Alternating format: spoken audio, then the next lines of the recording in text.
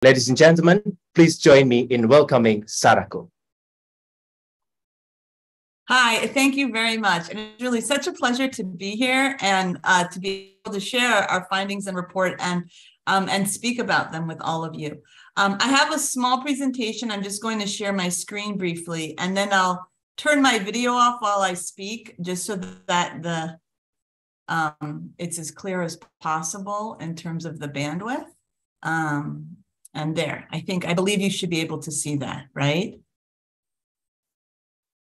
Okay, well, let me dive in. So this is the project, Beijing's Global Media Influence. And I think the starting point for any discussion of what's happening outside of China is what's happening inside China. And as we know, over the last 10 years and even before, the Communist Party of China has become much more repressive at home, even as it's become a more powerful economic and political actor globally. And so that's really an unprecedented situation that the world is facing right now. And it's in this context that we embarked on this project.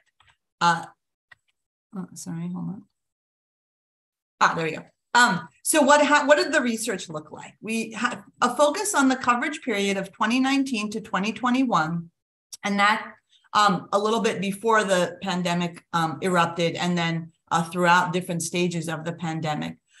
We did case studies working with local analysts like Muhammad and Benjamin in 30 countries, all of them on the more democratic end of the spectrum, so rated as free or partly free by Freedom House. And what we did was we created a new methodology with 150 questions or indicators, you could say. And so for each country, there's both a detailed narrative assessment you can find on our website, as well as two numerical scores. One to assess the breadth and depth and extent of Beijing's media influence efforts targeting that country, and another set of scores to assess the extent and degree and strength of the local response and resilience. And then we compared those scores, and each country was assigned a status of resilient or vulnerable to really kind of try to reflect not just what are Beijing's influence efforts on their own or the local resilience, but when those intersect, how is the local response and resilience matching up against the specific efforts that that country is facing from Beijing? So what did we find? Not surprisingly, perhaps, the Chinese Communist Party is accelerating a very expensive and multi-billion-dollar campaign to shape public opinion. And what we're seeing is not only is the effort expanding, but the tactics being used are becoming more sophisticated, covert, and coercive, in some sense adapting to some of the responses that we've seen. The good news is there really is some very real pushback in the way that there wasn't just a few years ago, especially from the media and civil society sector, but also some governments. And we also found that certain underlying press freedom protections and type of legislation are helping.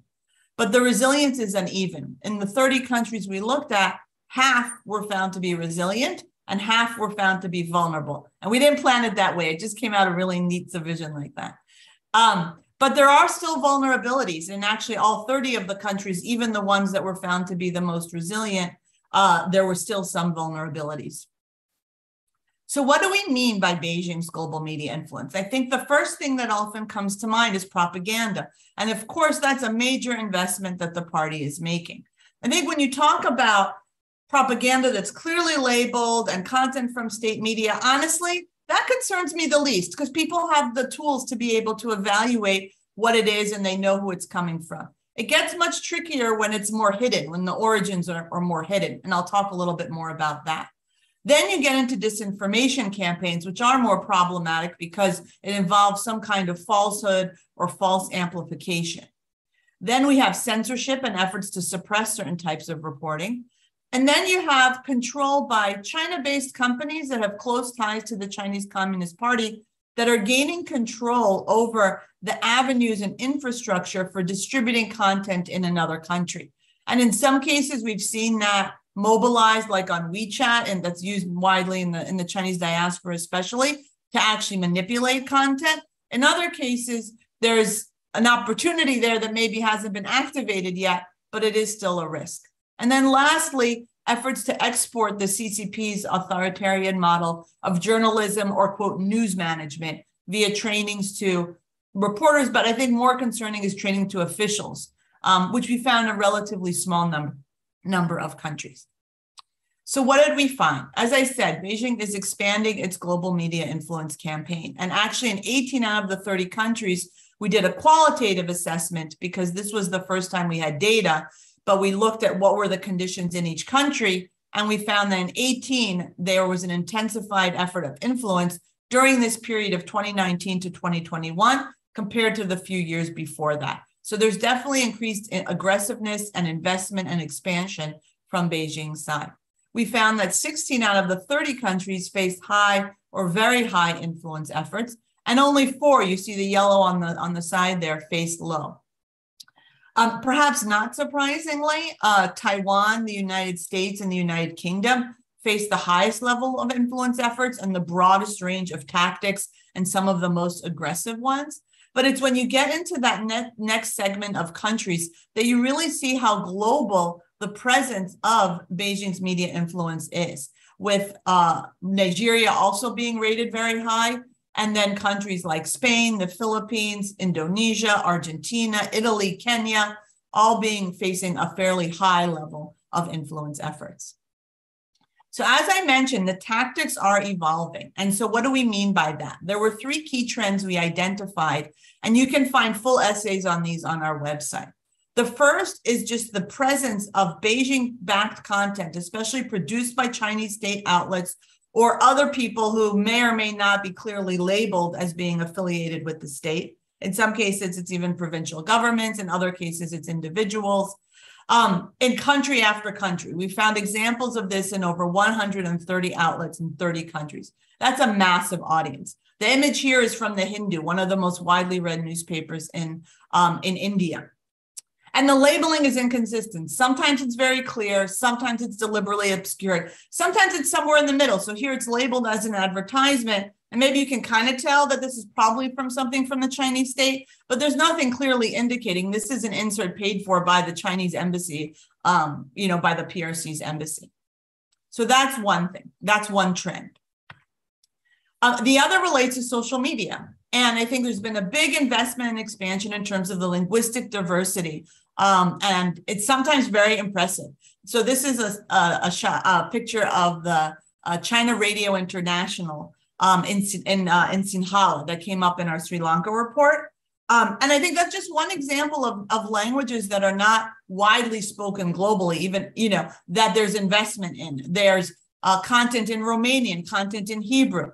And, in terms of how good the quality of the translations and the communication is, that can vary. But in some cases, it's very colloquial, very engaging, especially in situations where it's more of like an individual correspondent or an influencer whose ties back to the party are clear or maybe not so clear. And that's, again, I think where you get this covert dimension that can make it harder for people to know this is actually something that's coming from the Chinese Communist Party. We did find examples of falsehoods and disinformation, especially on things related to, say, Xinjiang, but also the origin of COVID in every single one of the countries that we looked at. We also saw examples of fake accounts being used to boost posts by Chinese diplomats. That was in about half of the countries.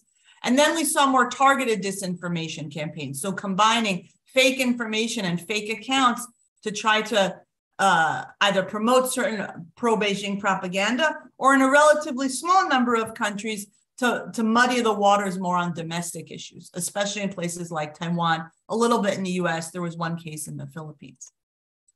And then the third trend I wanted to highlight relates to censorship. We found examples of censorship or intimidation in 24 of the 30 countries. And as you can see here, there are 2 key tactics that really were very common. One is Chinese government officials, like embassy representatives, picking up the phone and trying to intimidate local journalists or local editors to not publish something. So this is about suppressing coverage that the Communist Party dislikes, or in some cases, companies say like Huawei. But in even more countries, we found that there was a local actor, a local government official, or a media editor who had interests related to China, themselves acting to suppress coverage. We also found other things like cyberbullying, cyber attacks, and some defamation threats. And I can speak about this more dimension more in detail in the Q&A if people are interested to understand more. But as I said, there was good news, and this was really one of the most inspiring aspects, was to see the real global scale of the pushback and democratic resilience. And we saw pushback in all 30 countries. This was something that even 5 years ago, there just wasn't a level of global awareness that you see now. And I think concern over these covert and potentially coercive activities.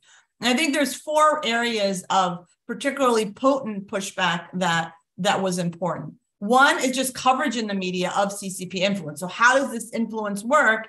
Actually ends up much more than kind of going narrative by narrative, just showing or exposing that there's some kind of behind the scenes problematic behavior happening, goes very far in terms of raising public awareness and creating greater resilience. We also found that in 10 countries, there were discontinued news partnerships. So even on the one hand, there was expansion of some of these partnerships with Chinese state media getting content into major outlets. There were also more examples than in the past of newspapers deciding, you know what, we don't want to do this anymore. And then as you can see in this photo, the presence of exile or diaspora communities was very important, whether they be Uyghurs, increasingly Hong Kongers, people who do the Falun Gong meditation, Tibetans, local Chinese. They become very important in terms of both creating awareness about what's happening to counterparts in China, but also some of the transnational dimensions of repression that they may face in the country they're residing in now. And lastly, that element, as I said before, of, I'm just about wrapping up, of underlying media regulations that enhance transparency, that allow for Freedom of Information Acts, that become very important for this form of a broader pushback on this particular issue. And this is just a map you see really how global this is. It's not something just happening in the US and Australia, but in Peru and the Philippines and Argentina and Nigeria, all over. And so kind of the last thought I wanted to share was what's the impact? It's really mixed. On the one hand, public opinion is actually less favorable to China and the Chinese government now than it was in 2018. We found that in 23 out of the 30 countries. And as many of you had seen, there's daily news coverage that's critical of the Communist Party. So despite this investment, the impact on public opinion is not really fully evident. But there's still ways in which they've made advances that are very worrisome. One is the sheer dominance over Chinese language media. 2 is that element of co-optation of local elites through other forms of influence, and then those local elites taking actions that promote Beijing's propaganda or accelerate censorship, which can actually be more impactful in getting results than a phone call from the Chinese embassy. We also found self-censorship, and this point about control over content infrastructure, even if it hasn't been activated yet, it's very much there.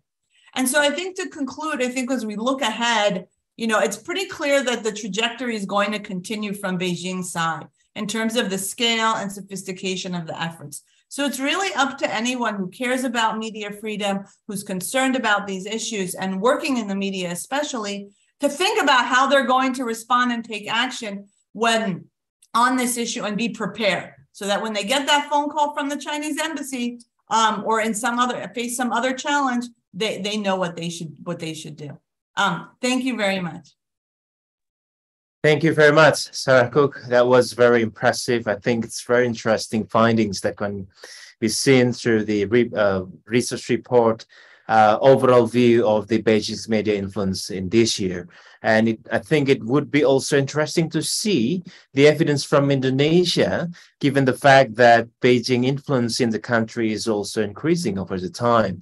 I would like to invite Muhammad Zulfikar Rahmat, Assistant Professor in International Relations at Universitas Islam Indonesia. Ladies and gentlemen, please welcome Zulfikar Rahmat. Thank you, Pak Angga. All right, so today, and thank you, Shada, for the overview. And now I'm going to focus more on Indonesia. Let me share my screen. Wait. I think Indonesia is a very important case because, as Pak Angga mentioned, that the relationship between Indonesia and China has grown over the years, and China is the largest trading partner and the second biggest investor for Indonesia. So when it comes to Indonesia, there are two important objectives when it comes to Chinese media influence. Number one is to amplify Chinese narratives, and this mainly focuses on two things. Number one is the Xinjiang issue, to create a positive narrative that, you know, the Xinjiang issue is not what is often reported in the Western media. And the second one is how the Belt and Road Initiative could benefit Indonesia. So these are the main narratives of the Chinese media influence in Indonesia. Now, what are the tools? The tool number one is expanding physical presence. So a number of Chinese media have established their offices in Indonesia, such as Hai Indo and then Xinhua. And many of them have recruited local journalists and staff members. And some of these media have social media accounts in Bahasa Indonesia. One of them is Xinhua, which has a Twitter account in Bahasa Indonesia. I think today is around 70,000 followers. So what are they tweeting? So mostly they tweet Xi Jinping speeches and some narrative about how the BRI would benefit Indonesia, and then Taiwan unification of Taiwan unification with China, and then some news about the visit of Indonesian politicians to Xinjiang. So I think this is very important. And I think another important part of this is that China has signed agreement with a number of Indonesian media, including Media Indonesia and the Jakarta Post, whereby many of the content from the Chinese newspaper are being reposted and circulated through this media. So if you see that Jakarta Post often reposts articles from China, Delhi, and from Xinhua. One journal, the British Journal of Chinese Studies, have found that many of the Chinese media, many of the Indonesian media who have signed agreement with the Chinese counterpart tend to avoid negative reporting on China. The second important form is inviting journalists to China. So many of the journalists have been invited to visit China, and upon returning, they are required to write articles that are in line with Chinese narratives. And if not, they will get intimidation. So one example is Bayu Hermawan, one of the journalists from Republika. After publishing an article on Xinjiang on Republika, which I believe is a bit critical, he received a WhatsApp message from the Chinese embassy saying that the article does not reflect the Chinese narrative, and he has to edit it. He has to edit the article. So this kind of intimidation is also happening across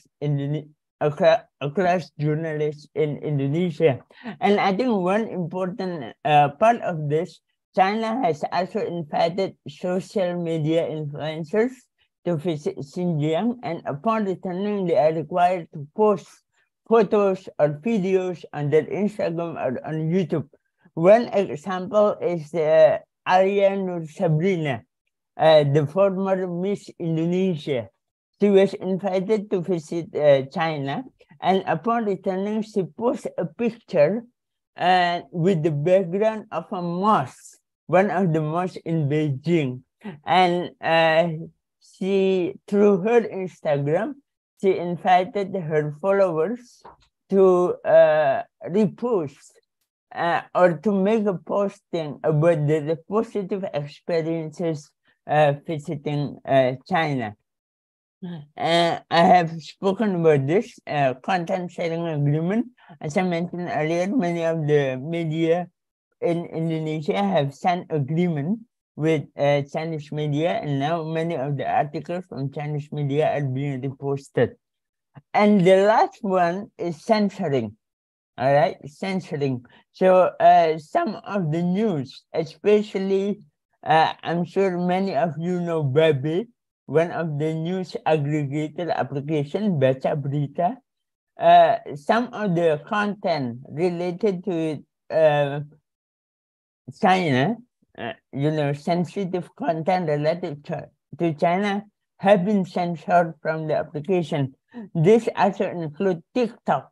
Yeah, in 2001, in 2020, 2019 to 2020, TikTok banned some content related to Xinjiang, related to South China Sea, and so on and so forth. In 2001, the Chinese government also blocked Indonesian newspaper site, Jawa Post, in several provinces in China, including Beijing. And Jawa Post reported that this was allegedly due to China's sensitivity to criticism of the CCP. And it actually led to human rights violation on the Uyghur. Lastly, I want to talk about the vulnerability and the resilience. So I think one of the biggest vulnerability is that our country, Indonesia, is being very reliant on China now. So many of the Indonesian media are owned by businessmen who have business ties with Chinese businesses. And this has created an environment where many of the media in Indonesia are not being critical of China. When it comes to resilience, I think the most important thing is that many of media in Indonesia are now having investigative journalism, like Narasi, for example. Narasi is a good example where they often broadcast documentary and investigative journalism. One of them is about Chinese investment and its impact on environment. And the second important resilience is that in Indonesia, the law said that the media cannot be owned by foreign ownership. So in that case, it means that China will never be able to buy media in Indonesia. And then another important thing is that many of the analysts in Indonesia, many of the scholars, academics, are very critical of China.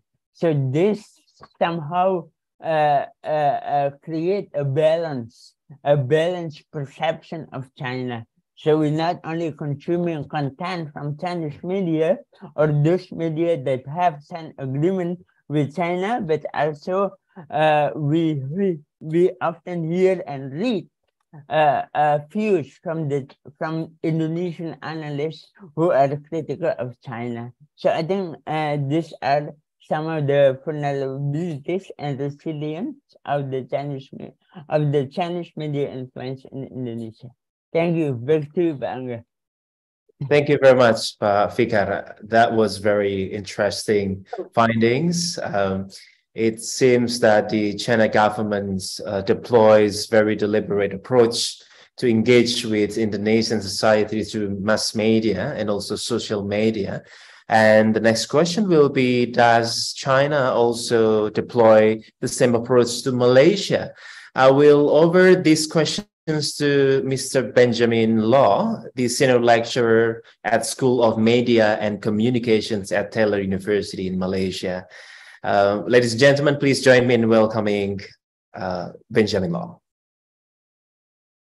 All right, thank you very much. Thank you very much also for inviting me to sort of present here today. I'm very, very excited to talk about the work that we all did together for this Freedom House report. So I'm here to talk to you about Malaysia, and I think Sarah gave a very good overview of roughly all of the different ways in which the different countries sort of experience media influence. Zul also talked a little bit about how that experience works in Indonesia, but in Malaysia things are a little bit different. I'm going to try to sort of like provide some context as to why that is the case in Malaysia, and also why it's why on paper it looks like we are actually a resilient country, but in actuality we actually have a lot of sort of like influence that seeps in more indirect fashion as well. So if you look at the report, Malaysia basically has, on the scale of 85, we're only seen to have like 37 for influence and also 35 for local resilience, which is seen as being a fairly sort of like resilient country as well. But we're actually considered to be vulnerable because a lot of the manners, a lot of the ways in which the Chinese state often interferes with various countries, often through, advertising, media ownership, and sort of like forcing the local media through censorship and whatnot. Those practices are not really taken on in Malaysia because in Malaysia, we have other means of doing so. So to give you guys a little bit of context, so Malaysia is a country, what's interesting about Malaysia is that we have a very, very large number of overseas Chinese that reside in Malaysia in proportion to our overall population. So for most countries, we are by no means the highest number of overseas Chinese in the country. I think Indonesia actually surpasses us even in that. But in terms of the percentage of the population, overseas Chinese in Malaysia make up about 22% of our entire population. So aside from Singapore, where overseas Chinese make up the majority in that country, Malaysia actually has the largest number of minority overseas Chinese by population, by percentage essentially, and that puts the Malaysian Chinese sort of like ethnicity group in a very unique position, unlike other countries. Because usually by virtue of being a large enough group, there is actually a certain degree of sort of like political agency that actually is afforded to this community. The community itself is quite resilient in its own. It can be quite insular and can operate on its own without interference from sort of like the greater part of Malaysia in that sense. So I mean, that's what it is on paper. And so for the most part, a lot of the Chinese community actually engages a lot of work, often in indirect fashion, with the sort of like the Chinese state in that sense. We've got Chinese associations, we've got sort of like these what we call chambers of commerce, and of course our local Chinese media is another very, very important component. Sarah talked a lot about just now about how a lot of Chinese language media often either have very strong links to the Chinese state, either through indirect ownership or other ways like that. In Malaysia, one of the biggest, if you're familiar with the sort of like the Chinese language media in the country, basically they are owned by two large, very, very tycoon families. So one family owns about 80% of all Chinese media essentially, and that particular family has very, very strong ties to the Chinese state essentially. So there's a lot of business dealings between them as well. And this family owns what is called MCIL, which is basically the largest sort of like Chinese language sort of like media corporation that operates outside of China essentially. And for a while, this organization actually runs Chinese language media, not just in Malaysia, but also around the world. They used to operate bureaus in San Francisco and as well in Hong Kong and other places as well. And their goal essentially is to act as a sort of independent Chinese language media meant to sort of like be more sympathetic towards Chinese state narratives as well. So it's a very, very indirect approach. And so a lot of what we're seeing basically is created in that sense. And you may be asking also that, why is it that China doesn't use more direct methods in Malaysia? And I guess that's got to do with the fact that Malaysia in itself, this is something that cuts across all ethnic groups in the country, is that there's a lot of skepticism towards any form of state-based narratives. If there's any sort of like media or any sort of like a statement that is created by any entity that's associated with a government of sorts, there is always a lot of hesitancy. There's a lot of skepticism from people who read that as well. And a lot of the Chinese media are very well aware of that, even the Chinese state, which is why the way that they engage or try to influence sort of like the local media space is very, very indirect in this fashion. They don't, from what we were seeing, the Chinese embassy in Malaysia would organize these luncheons. They would invite various journalists to sort of like gather together, and then they would call them information sharing sessions, where they would hope to try to like correct certain misconceptions on certain sort of like scandalous issues, things like Xinjiang, things like the South China Sea. And the way that it was expressed to me is that this is supposed to be an approach that is very indirect, meaning that the Chinese state will present this information to local journalists, and they hope that the journalists would run it on their own rather than forcing them to do it as well, because journalists are very easy to sort of like turn on that particular kind of notice. So that was something that we noticed quite a bit. And in terms of general engagement, I think the Chinese state embassy actors generally don't really engage in the local media space in Malaysia. There's only very rare cases where some of their ambassadors would actually make periodic op-eds that are presented, but often engagement with that is often very limited. So for the most part, I think aside from China Radio International, Chinese state media has very, very little engagement with Malaysia. We do actually have some Chinese bureaus, like Xinhua actually has a bureau based in Malaysia, but that bureau's job is not to actually produce content to engage with Malaysians, but rather to sort of like collect information, package that content, and present that as news for Chinese expats. So sorry, for either Chinese expats living in Malaysia or for those back in China, essentially. The idea here is that Malaysia has become a destination for foreign direct investments, especially from BRI. You know, we've got a lot of projects here. One of the more infamous projects that Malaysia is famous for is the Forest City project that was built with the intention of attracting sort of like wealthy investors or homeowners coming from China specifically, essentially. So there is a lot of like intertwining between the Malaysian state and also China as well. And sort of like on that, and that's where a lot of these things are sort of like seen as very, very informal, it's very, very indirect. And so on paper, it really looks as though Malaysia is quite resilient. But again, these are all these other sort of like side pathways that really allow for all of these things to sort of like engage as well. You know, a lot of the issues related to the 1MDB scandal in Malaysia, the infamous 1MDB scandal that took down Najib Razak, that also has links towards sort of like China and the BRI. And so the Chinese state is very careful with trying to sort of present itself and trying to separate itself from a lot of these alleged corrupt practices to a certain degree as well. So a lot of the other things like self-censorship, there were some instances where certain local media like Malaysia Kini was censored in China, but for the most part, we don't really see a lot of that taking practice here. You know, Malaysia uses a lot of PRs, sort of like apps and devices that come from China, but we have not really been able to observe any form of censorship on these spaces as well. So the idea here is that we notice that a lot of the local media tends to just be very careful in how they report China. You know, from then some of the journalists that we spoke to, they essentially admitted that no journalist in Malaysia wants to be responsible for souring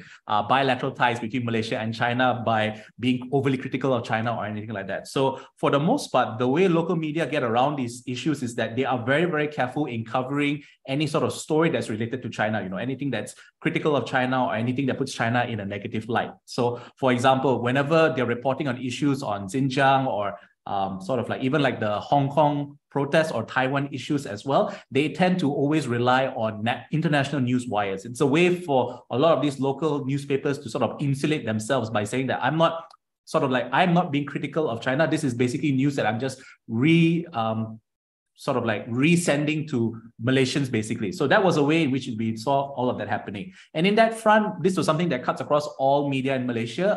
While local Chinese media tended to not play as many critical pieces, even from news wires towards China, the rest of the other media tended to be a lot more liberal in the use of it as well. I guess the point where there was some contention, of course, would be with issues related to Hong Kong and also of Taiwan. And again, this is also because of the complicated nature in which some Malaysian journalists actually got their training in Taiwan. And as a result of that, they were more sympathetic to Taiwan in certain instances as well. But yeah, so that's generally the gist of all of these things. I'm sorry if this comes off as a little bit all over the place. You know, this is a report that we worked on. And again, it's a very, very complicated issue. There's so many different facets to it. And I'm just sort of trying to draw back sort of like the main key points to hopefully spur up some interesting conversation later on. All right. So that's it for me. Thank you so much. Over back to you. Thank you very much, Benjamin Law, for very impressive presentations about China's media influence in Malaysia this year, which is quite a bit similar in Indonesia in the context that there are lots of media that is not critical to China's reputations and also news coverage in the regions, despite of the fact that some of them might be also critical. And it's also interesting to highlight the fact that they are very careful in doing the report. Now, before we turn to the Q&A session, I would like to invite Rizky Dian Nursita, Ibu Dian, Assistant Professor in International Relations Universitas Islam Indonesia, to provide a brief review and also maybe counterpoint about what have been elaborated by the three speakers. Bu Dian, over to you.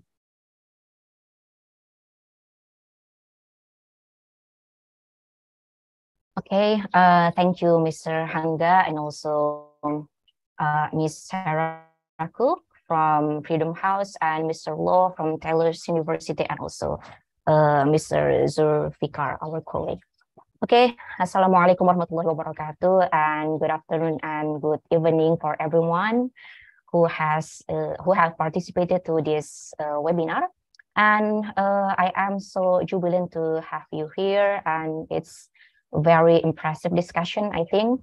And it's really interesting to discuss on Beijing's global media influence in 2022. And from what our speakers have elaborated, I have seen all of our speakers have comprehensively explained about their insights on how Chinese government utilize the media to spread the propaganda or to encounter news or opinions or disfavor news about the Chinese government. However, I think it is better for us to identify what does it mean by media, because this question is actually related to the methodological question. Because if we are talking about media is not just about television or the news that are published in the printed media, but also posts from the social media also can be counted as the new media or considered as the new media. And we know that since 2015, Chinese government also started to employ trolls or influencers or buzzers to work for them to spread the propaganda, especially the computational propaganda.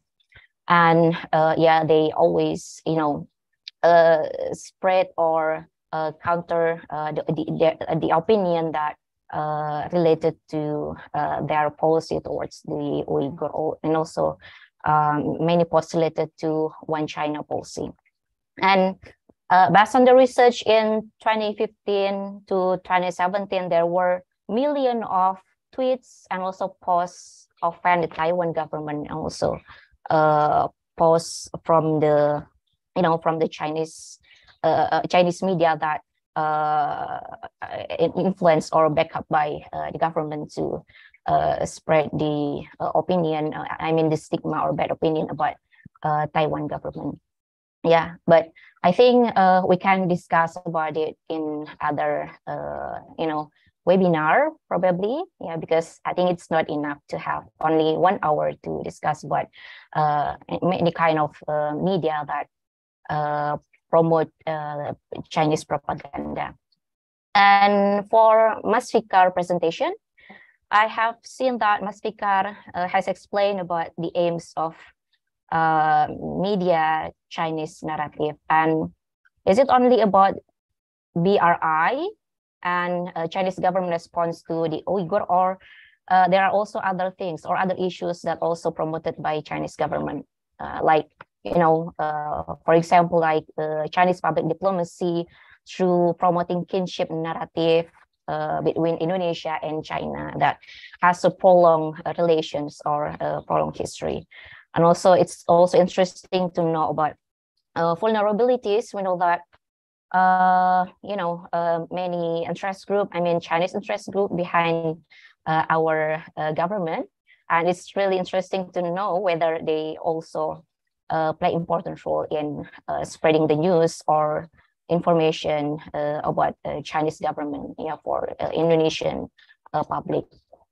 And also for what Mr. Loh has presented to us, it's very interesting to know about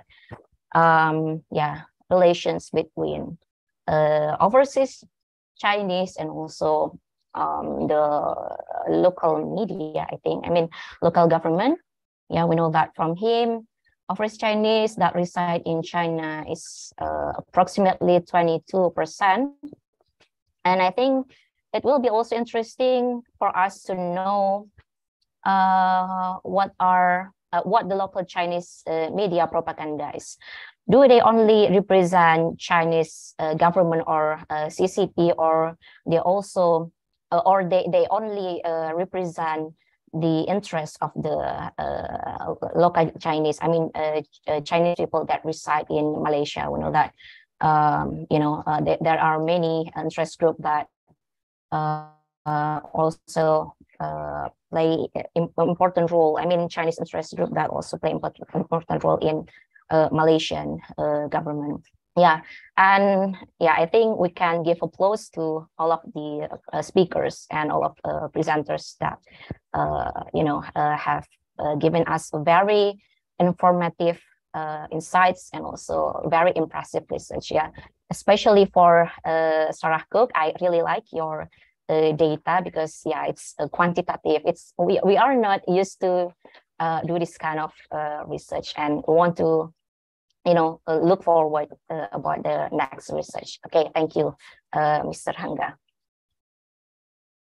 Thank you so much, Bu Dian, for such a compact review and also perspective to provide feedback to each of the speakers. Now we will move to the question and answers. Our distinguished speakers here, I think we have some questions on my hand. First, I have questions to Sarah from Jeffrey Rahmanshah. He asked, lately in China, there have been demonstrations in several cities, and it sparked the emergence of the narrative of questioning Xi Jinping resignations. Do you think that these demonstrations, however, these demonstrations is not reported in the mass media, at least in our country, in Indonesia? And do you think that this reflects the fact that the Chinese media influence is very strong around the world, particularly in the countries that covered by your research? That's question to Sarah. And also we have question to Fika, question from Raihan Wildani Kusnaidi. I've heard that Chinese government has invited several media journalists from several countries, including Indonesia. And after that, most of the time, they will report the goodness side of China and not the bad side of China. The question is, does this mean that China has succeeded in controlling the media in Asian countries, or actually Asian countries have no choice to reject it, or is there something else that could be the answers? And to Ben, I think there's a question also from Tabitha Rombe. How is the impact of Beijing media towards the issues of security in ASEAN? So I would like to invite Sarah first to answer the questions, please. Thank you very much. Actually, I'd be curious to hear what Benjamin and Mohammed have observed about what the local coverage is, because I will say, in terms of, not just the United States, but I would say English language coverage in general of the protests has been pretty good. And honestly, my colleagues and I have had a good number of media interviews in the last week, including from outlets that our television. It's not just elite print outlets like The Economist, but from news wires.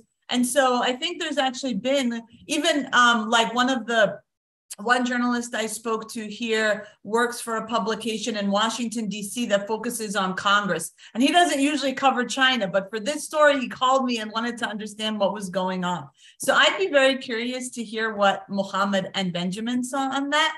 But I would can chime in very quickly on the other question about the journalist training.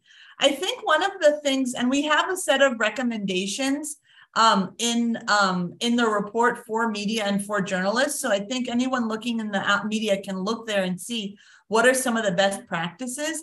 Look, of course, it's an amazing opportunity to have a chance to go to China. And I think, and we saw in interviews with journalists, look, there's, it's about going open-eyed, knowing what's going on, being careful maybe what you commit to, making sure that what you're writing, even if you have to write something, make clear that it's very clearly labeled, that this report was written after a travel to China that was funded by the Chinese government, for example. And I think what's interesting when we were doing interviews with people all over the world, like there were Ghanaian journalists who went on these trips and then came back saying, you know what, I actually saw the oppression and saw the repression in China, and it changed their views in a not good way. It wasn't what the Chinese government was trying to accomplish. So I think one of the things with these avenues of influence is really the transparency and the labeling, so that the readers themselves can know, because, you know, there are lots of different considerations and lots of different professional or other opportunities, financial considerations. So it's not to say, I mean, I think it would be better not to run some of this content, but if there's really no choice, it's really about the labeling and transparency, because we see that members of the public, you know, they can understand and interpret where this is coming from if they know. So that's one thing I would just say, but I'll turn it over to Muhammad to respond next. Thank you, Sarah. I think because Sarah already mentioned Muhammad Zulfikar. Rahmat, please. Mas Fikar. I think, yeah, the news about the recent Chinese protests in Indonesia when it comes to Chinese media, it has been good, except the Chinese media in Indonesia. I mean, the media that are owned by Chinese diaspora. One of them is Kanda Ribo. And I think a lot of people here know that in Surabaya, we have one important Chinese newspaper in Indonesia. So recently, they wrote about how Xi Jinping, not recently, yesterday, in fact, yesterday, they wrote an article about how Xi Jinping needs to be more powerful in responding to the Chinese protest. I know it's a bit funny, but that's what happened. And you know, this newspaper during the Xi Jinping visit to Bali for G20, they wrote an article entitled "Welcome Father to Our Home." So that's quite funny actually to see some of the Chinese newspapers in Indonesia. And should I answer the question? Yes, please. Okay. Yep. So the question about the effectiveness of Chinese media influence, of course, we cannot deny that there are many factors that influence Indonesian stance on China. Okay, I recently was asked about Indonesia's recent decision to vote no in the UN. Right, to decline UN debate on the Uyghur issue. Of course, Chinese media is one of the factors, but there are many other factors. Number one is Indonesia's growing dependency on China economically, politically, and in fact, medically as well. We know that we are now depending on China for the COVID-19 vaccine. And then also, I would argue that the declining American soft power in Indonesia also play a very important role, whereby China is now filling the gap. China is now filling the gap from the US declining soft power. So there are many other reasons, but I think these three reasons are the most important factors that influence Indonesia's changing of narratives on China. Thank you. Thank you, Pak Fikar. Now questions to Pak Ben.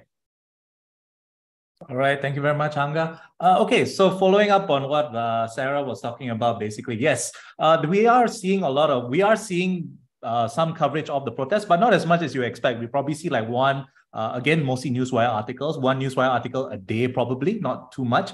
And one thing to take note of, right, is that our local media, not just focus on China, but has always been very, very reluctant to sort of like present, report news that is focusing on on protests. You know, it's something that I think is probably a directive from our government, because again, similar to Singapore, our government has these sort of like latent directives that they give to all media, basically, which is basically don't if you do sort of like talk about protests, you either talk about it in a very neutral manner, or you talk about it in a way where you don't sort of like highlight how much this is a counter resistance towards the state. Because, you know, a lot of our government is very, very reluctant. Even the old and the new governments have been very, very careful about sort of like pushing that narrative. So even though you may see some of these reports talking about this, you know, when you see all the narratives that are being spread on social media regarding, you know, like Xi Jinping should stand down and things like that, those things never get reported in the headlines specifically. So that's one aspect. For the question that was directed to me, which is basically the issue of security in ASEAN, I think it does have an impact to a certain degree. Like I mentioned before, we had the Chinese ambassador was given a lot of space to provide write op-eds that did sort of like address, you know, the South China Sea issue quite a bit in a lot of our local dailies. And he would write about this and it would be published in English, Malay, and even in Mandarin, essentially. So it was widely accepted. But the way that they engaged is quite interesting because they were very careful not to push that directive too strongly, especially amongst the Chinese language media. You know, if you're familiar with the state of ethnopolitics in Malaysia, essentially, you must know that there is a growing rise of Malay ethno-nationalism in the country. And part of that is really to sort of like seen as a pushback against the sort of like the growing influence of the so-called non-Malays in the country, including the, as I mentioned, large population of overseas ethnic Chinese, essentially. So with regards to the South China Sea, this is something where I think whoever I spoke to, even journalists or researchers, they were very, very clear that all media outlets were very, very certain to not want to address that issue because they were afraid that there would be this sort of like contentions that, you know, oh, the Malaysian ethnic community has divided loyalties. And as a result of that, that can create ethnic tensions. And the Chinese state was very, very well aware of that. The embassy was very careful not to engage at that level. And I think the word that they often use would be that, you know, they are not expanding their influence, but rather reclaiming historical spaces that they had used traditionally. So they were very diplomatic in the way they were sort of like engaging based on that. So that's all I want to. But other countries, of course, have different experiences. Malaysia, again, there is a significant amount of BRI investments. And so our government also is being quite careful about that as well. So I think that's something that is quite universal across Southeast Asia. Okay, so thank you. Thank you very much, Pak Ben, for the answers and also explanation on that.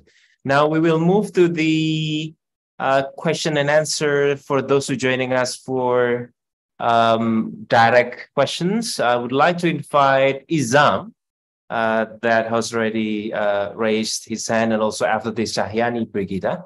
But Izam, please be brief and also mention your question direct to which speaker. Thank you. Okay, thank you, Mr. Hanga, and good evening for each of a panel speaker as well as a discussion and the chair. So I highlighted some of the statements such as key opinion leader and public leader that are critic or skeptics to Chinese influence media as well as existence in Indonesia is quite proving resilience at the domestic level.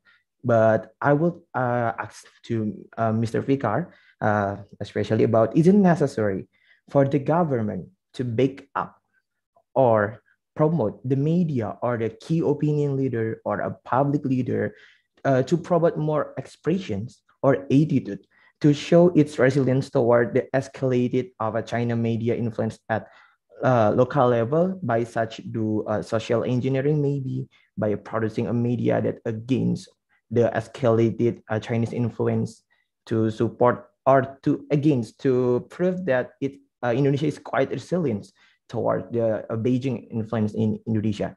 Thank you. Thank you, Izam. I'll keep the question first. I would like to invite Cahyani Brigida. Cahyani, are you joining us? Okay. Thank you. First of all, I'm sorry I cannot open my camera because my connection is unstable. And okay, next to my question is especially to Mrs. Sarah. And overall, what I got from the presentation of each speaker is that we see China as our enemies, right? And based on the UN Charter, we as an international community should create world peace by not cornering China because one person may see us like our enemy or like an enemy to us of our international.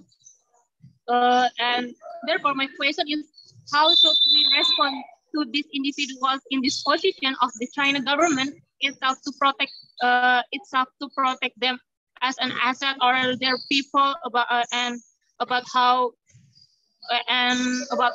we don't see China as our enemy anymore, but we should take advantage of their naughty was to be useful. And because in my opinion, we cannot continue to stay in this condition again and again in our international relations. Thank you. Chayani, you're done? Okay. I think I understood enough to be able to respond. Thank you. I think I Thank heard you well. very much, Sarah. Now, I think we have only 7 minutes left. So I would like to invite Pak Fikar, Sarah, and also Pak Ben to answer the questions, and also after that continue to wrap up and also giving the closing statement. Thank you. We start from Pak Fikar first. Okay, thank you. To answer exam question, I think we are a democratic nation, so of course we cannot employ the same effort done by China by censoring Chinese content in Indonesia. But as a democratic country, Indonesia needs to make sure that Chinese media influence does not threaten its democratic freedom, our democratic freedom.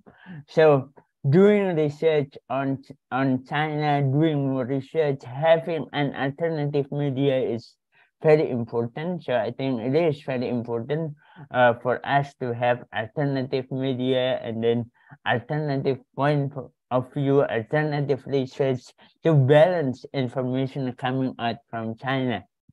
And then the government need to encourage academic and research institutions to carry out research on Chinese media tactics and common narratives by China. And this finding can be used to raise journalist awareness about this issue. And then our media should also realize the possible journalistic and political risks of accepting Chinese media agreement. But even if they sign agreement with Chinese media, they need to label.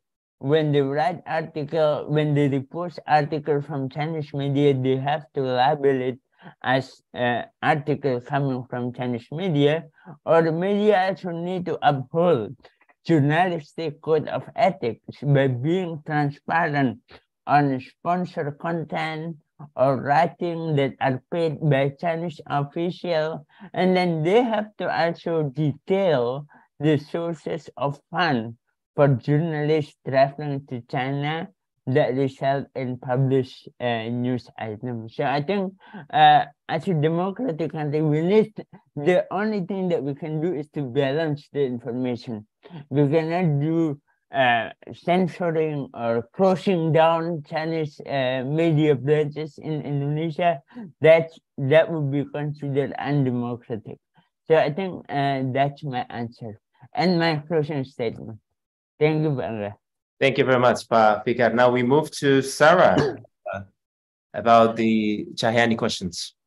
Yes, thank you very much. I mean, I think there's a real distinction to be made between China and the Communist Party, and we've been very careful in our language to reflect that it's not that, I mean, there's so much for China and Chinese people, and to some ways the Chinese government to contribute positively to the world and to other countries. But there's also a very clear reality that China is ruled by one of the most repressive regimes in the world and one of the most authoritarian. So it's just so important to be open-eyed and to know who you're dealing with and to make sure that, you know, as much as you can, especially as a democratic society or, you know, as someone who cares about press freedom and freedom, to put those safeguards in place. And the earlier those safeguards can be put in place, the better it will be.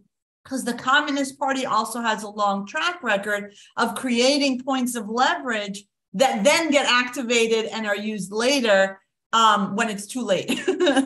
And so I think if you look at the recommendations, a lot of our recommendations are not to cut off everything, not engage with China. It's more about, you know, again, transparency, accountability, and I think, enforcement of local laws. So if there's a situation where there's a Chinese ambassador who is behaving inappropriately, then yes, on harassing journalists and assaulting people who are members of the ethnic minorities, yes, declare that person persona non grata. But that's because they violated local rules. And we saw an example in the UK where the Chinese state media weren't following rules and they were fined because of how they were reporting on Hong Kong and televising forced confessions of prisoners and things like that. So I think, again, that comes down to using the upholding democratic standards when engaging with China and the Chinese government. So that's kind of one thing I was going to say. I think the other thing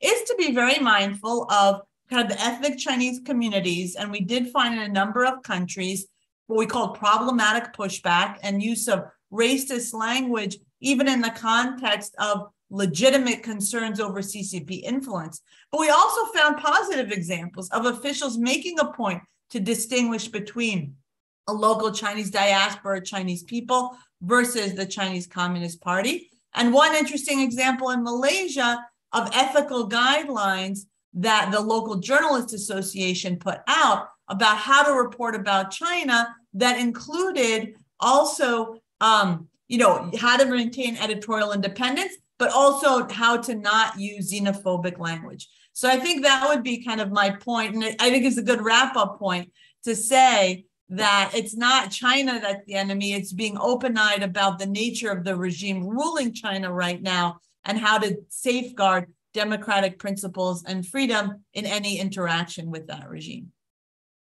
Thank you very much, Sarah. I want to a little bit peeling the onion more to the about the questions about the democracy and influence to Southeast Asia, but I would like to hear more from Pak Ben, and also with your closing statement, please. All right, thank you. I'm sorry, I didn't catch the question from earlier, but I did see a few questions in the chat already that I think was quite interesting, especially on the point that I made about the 20%, 22% of Chinese population. So a lot of questions here related to, the socio-political condition, how is it influenced, and how does it really affect policies? So the way that this is something that we couldn't really put into the report because it's a much bigger issue as well. But the reason why this is why the Chinese state tries to influence the Chinese community in Malaysia is because the Chinese state has a lot of these close relations with the Chinese community, and they do so through the various Chinese associations, things like what we call clan associations, geographic associations, and even business trade associations, essentially. And as I mentioned earlier, this idea of the chambers of commerce, these are essentially huge collectives of Chinese businessmen, and they are seen essentially as gatekeepers between the Chinese state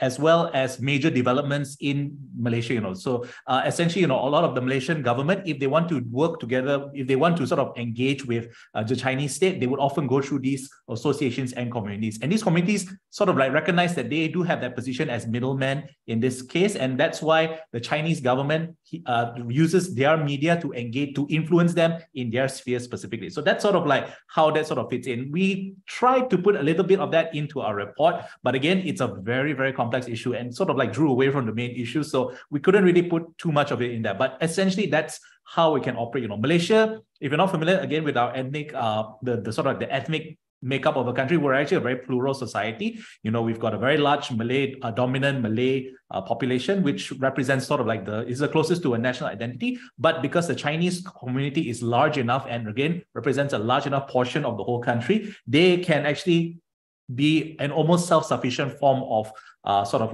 the community in itself. And one of the big issues that really cropped up for why Malaysia has had problems with ethnic issues is that because of our colonial history of British rule, a lot of the Chinese communities were seen as having a lot of economic well-being as opposed to the dominant Malay community that were often kept as low-wage earners for the most part. So when a lot of these same practices were brought up post-independence, the Chinese community continued to, I wouldn't say hoard the wealth, but they were in a much more privileged position that allowed them to sort of gain more ground. And they really have a strong foothold in the economy of the country as a result of that. So I hope that answers the questions that everybody raised here. Thank you very much, Pak Ben. Ladies and gentlemen, the statement from Pak Ben marks the end of our public discussion today. So many things to talk, so many interesting topics, but so little time. unfortunately, and two things I would like to explain also. First, we are also sorry. We apologize for the participants. I believe so many questions provided on the chat box cannot be answered. However, my second point is that if you are interested to read more closely about this research report, I think Sarah already posted the links for this research report available on our chat box. The Indonesia report in English, also available in Indonesia and also in Malaysian report. Thank you very much, Sarah, for providing this link. And again, I think it's very interesting for us to read more closely about these issues, Chinese media's influence in the region, particularly in Indonesia and Malaysia, given this very ambiguous time and also quite interesting uncertain time in the future. So, ladies and gentlemen, thank you very much for the attentions, and also we would like to thank particularly for the speakers and also discussions for taking out for your busy time to be able to gather with us today. We don't have ample time, unfortunately, to discuss about this anymore, but thank you again. I'll leave it there. Thank you. Well, I'm signing off from Yogyakarta. Assalamualaikum warahmatullahi wabarakatuh. Good evening. Thank you, everyone. Thank you, Thank you so everyone. much, Selamat everyone. malam. Thank you. Bye-bye. Bye-bye.